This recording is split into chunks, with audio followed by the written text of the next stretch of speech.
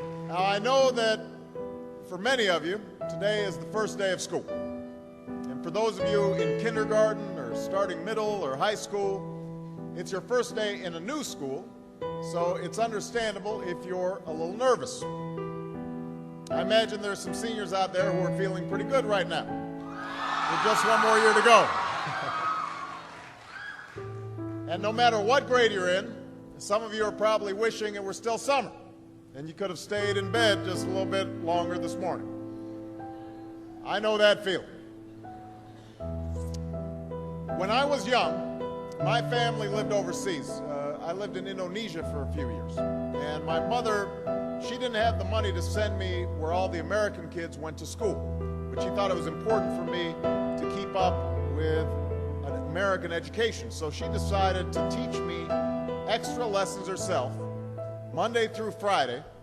But because she had to go to work, the only time she could do it was at 4:30 in the morning. Now, as you might imagine, I wasn't too happy about getting up that early. A lot of times I'd fall asleep right there at the kitchen table. But whenever I'd complain, my mother would just give me one of those looks and she'd say, "This is no picnic for me either, Buster."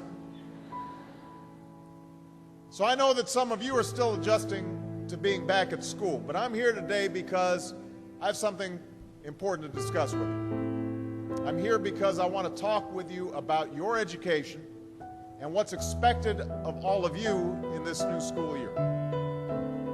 We can have the most dedicated teachers, the most supportive parents, the best schools in the world, and none of it will make a difference. None of it will matter unless all of you fulfill your responsibilities. Unless you show up to those schools, unless you pay attention to those teachers, unless you listen to your parents and grandparents and other adults, and put in the hard work it takes to succeed. That's what I want to focus on today. The responsibility each of you has for your education. I want to start with the responsibility you have to yourself. Every single one of you has something that you're good at. Every single one of you has something to offer. And you have a responsibility to yourself to discover what that is. That's the opportunity an education can provide. Maybe you could be a great writer, maybe even good enough to write a book or articles in a newspaper, but you might not know it until you write that English paper, that English class paper that's assigned to you. Maybe you could be an innovator or an inventor, maybe even good enough to come up with the next iPhone or the new medicine or vaccine, but you might not know it until you do your project for your science class. Maybe you could be a mayor or a senator or a Supreme Court justice, but you might not know that until you join student government or the debate team. And no matter what you want to do with your life, I guarantee that you'll need an education to do it. You want to be a doctor or a teacher or a police officer? You want to be a nurse or an architect, a lawyer or a member of our military? You're going to need a good education for every single one of those careers.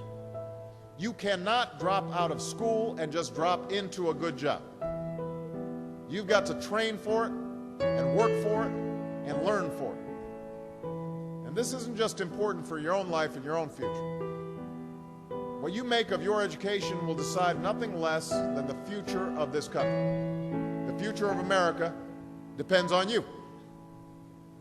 What you're learning in school today will determine whether we as a nation can meet our greatest challenges in the future. You'll need the knowledge and problem-solving skills you learn in science and math to cure diseases like cancer and AIDS, and to develop new energy technologies and protect our environment.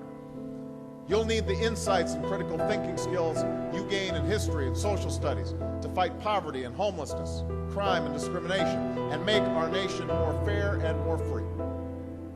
You'll need the creativity and ingenuity you develop in all your classes to build new companies that will create new jobs and boost our economy.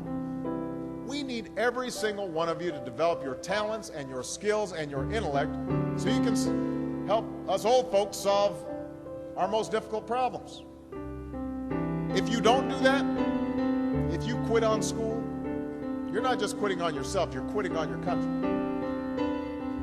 I know it's not always easy to do well in school. I know a lot of you have challenges in your lives right now that can make it hard to focus on your schoolwork. I get it. I know what it's like. My father left my family when I was 2 years old. And I was raised by a single mom who had to work and who struggled at times to pay the bills and wasn't always able to give us the things that other kids had. There were times when I missed having a father in my life. There were times when I was lonely and I felt like I didn't fit in. So I wasn't always as focused as I should have been on school.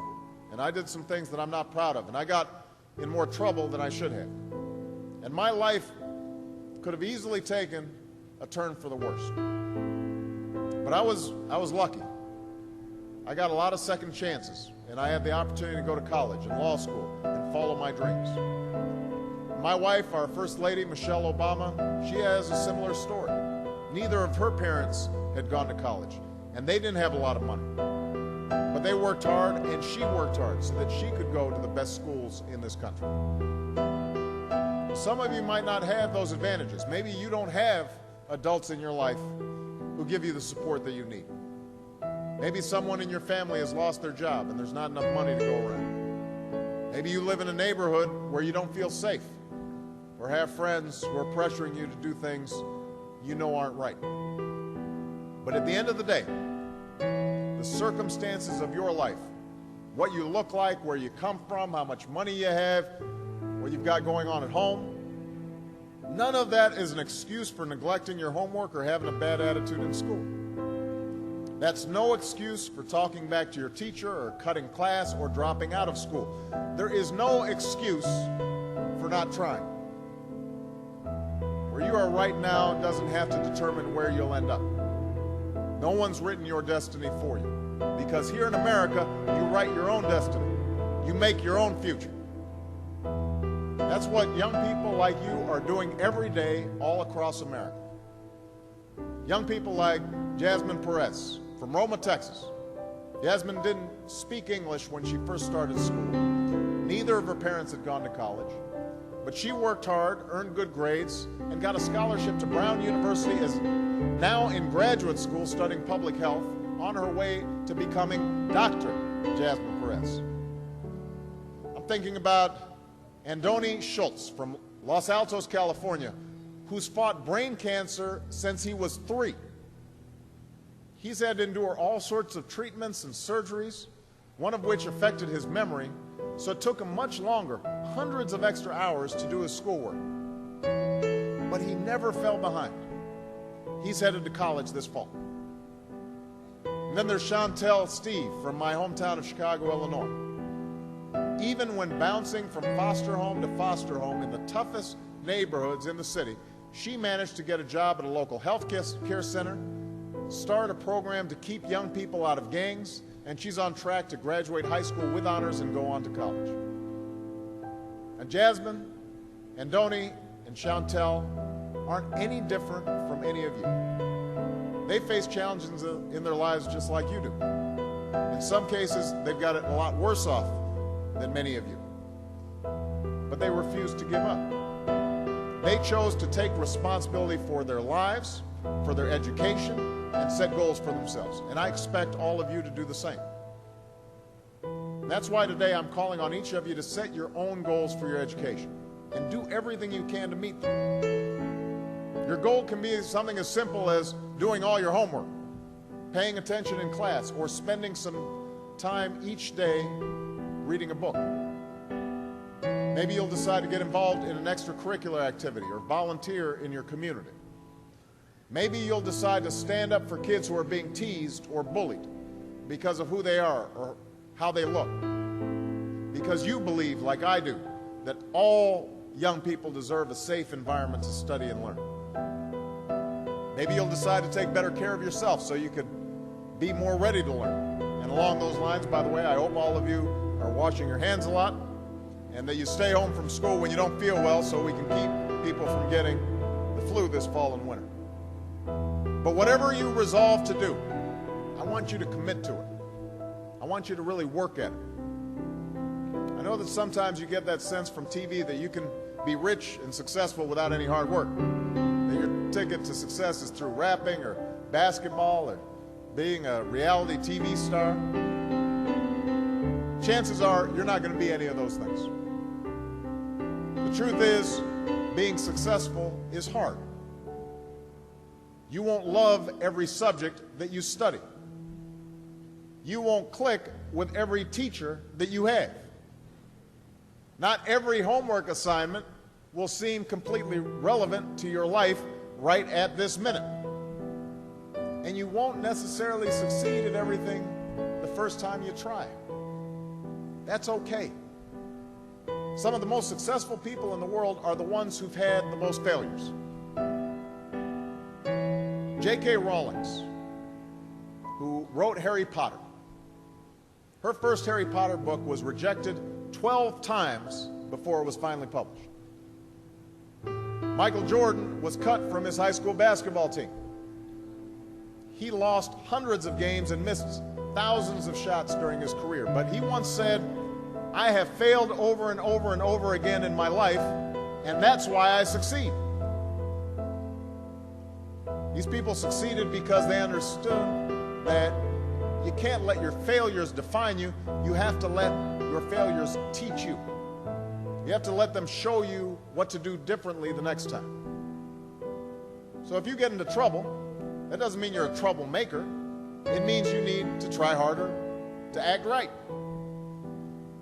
If you get a bad grade, that doesn't mean you're stupid. It just means you need to spend more time studying. No one's born being good at all things. You become good at things through hard work. You're not a varsity athlete the first time you play a new sport. You don't hit every note the first time you sing a song. You've got to practice. The same principle applies to your schoolwork. You might have to do a math problem a few times before you get it right. You might have to read something a few times before you understand it. You definitely have to do a few drafts of a paper before it's good enough to hand in. Don't be afraid to ask questions. Don't be afraid to ask for help when you need it. I do that every day. Asking for help isn't a sign of weakness, it's a sign of strength, because it shows you have the courage to admit when you don't know something, and that then allows you to learn something new. So find an adult that you trust, a parent, a grandparent, or a teacher, a coach, or a counselor, and ask them to help you stay on track to meet your goals. And even when you're struggling, even when you're discouraged, and you feel like other people have given up on you, don't ever give up on yourself. Because when you give up on yourself, you give up on your country. The story of America isn't about people who quit when things got tough. It's about people who kept going, who tried harder, who loved their country too much to do anything less than their best. It's the story of students who sat where you sit 250 years ago and went on to wage a revolution, and they founded this nation. Young people. Students who sat where you sit 75 years ago, who overcame a depression and won a world war, who fought for civil rights and put a man on the moon. Students who sat where you sit 20 years ago, who founded Google and Twitter and Facebook and changed the way we communicate with each other. So today, I want to ask all of you, what's your contribution going to be? What problems are you going to solve? What discoveries will you make? What will a president who comes here in 20 or 50 or 100 years say about what all of you did for this country? You know, your families, your teachers, and I are doing everything we can to make sure you have the education you need to answer these questions. I'm working hard to fix up your classrooms and get you the books and the equipment and the computers you need to learn. But you've got to do your part too. So I expect all of you to get serious this year. I expect you to put your best effort into everything you do. I expect great things from each of you. So don't let us down. Don't let your family down or your country down. Most of all, don't let yourself down. Make us all proud. Thank you very much, everybody. God bless you. God bless America.